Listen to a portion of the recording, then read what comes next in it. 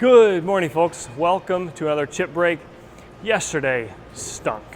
So we are working as, I guess you could call it a consultant. We've done this before where we're helping get some parts made. In this case, it's a run of 2,500 parts and 500 of them were made incorrectly. And what I want to talk about today is drawings and tolerancing and how you deal with this situation. So lesson number one, drawings are so important. You have to make it clear with the vendor or with whomever you're working with that there's one set and that's the master set and that dictates everything. No phone calls, no emails, no extra little notes. Has to be clear. That's only fair to you and them, and that has to be it. We learned this, and that's actually funny. I learned this early on, and it's a really great example of a cheap lesson.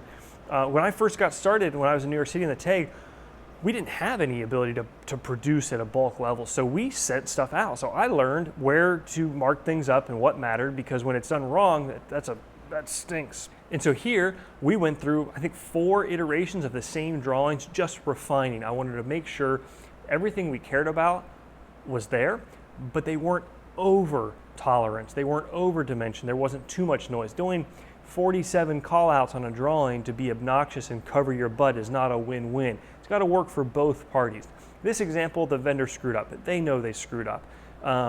But what stinks is when you screw up with 10, usually it's, you just get it fixed. When you screw up with high quantities of things, there's a conversation about it. So that's kind of my next point is things have to stay a win-win. And sure, folks will say, you can tell somebody, oh, I'm never working with that person again, or oh, they're terrible. But look, nobody maliciously meant to botch these. So what happened was the machine parts, I think, were okay. I haven't seen them, but they were handling one of the post-process finishes, and that was done incorrectly. And that was part of their quote. That's their responsibility. They know that. So it's a question, again, of how do you handle it? And sure, we could definitely tell them we're not accepting the parts. We could ask them to rerun them, although they're under no obligation, legally to rerun them. Or you figure out how to make it work. And that stinks because, yeah, I wasn't the one in the wrong. It was their goof. And yes, they're trying to make it right. I'm not in any way criticizing them. Mistakes happen. The takeaway is you've got to remember it's got to be a win-win. Now, yes, do your drawings right. It's much better to have this conversation from the point of leverage of you saying, we did nothing wrong. If you're trying to defend yourself because you sent a little follow-up email or you had a phone call to explain to somebody something that wasn't in the prints or the drawings, forget about it. You're now begging. But again, in this situation, it's not always easy. And I want to use this shop again. I like this shop. They didn't, we're talking about thousands of dollars here, not tens of thousands or hundreds of thousands of dollars. So it's enough money where we all want to make it work, but it's not, no one's going to, not a huge thing in the big picture.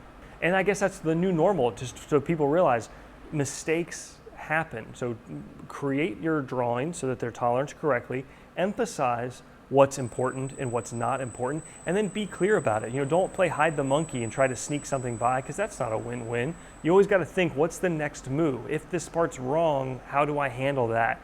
Sure, I can, again, tell them to fix them, but then they're either not going to want to bid again on the job, or you're not going to want to work with that shop. Like, it's not how relationships are made. So trying to be thorough and explain stuff.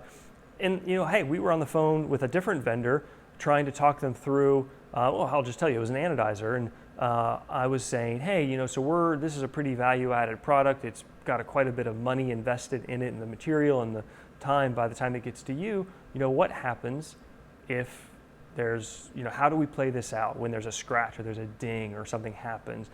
And their sort of response was, that's never once happened to us. It'll never happen. That's not something you need to concern yourself with. There's a red flag. They're not even willing to think about or entertain the fact that we're all human.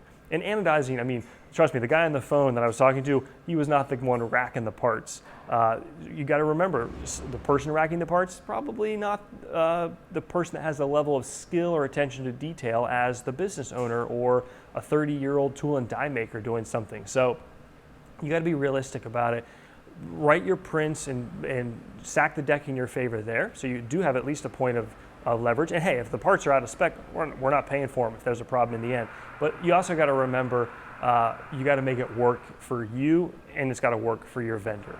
period. So folks, I got to go deal with the rest of that problem today. I hope you guys learned something. We're going to do a video on tolerancing drawings and how to work with vendors, going into more details and more specifics. I want to get a partner in for that because I think it'd be really good to have somebody else's perspective. Otherwise, folks, take care, enjoy your weekend, and see you soon.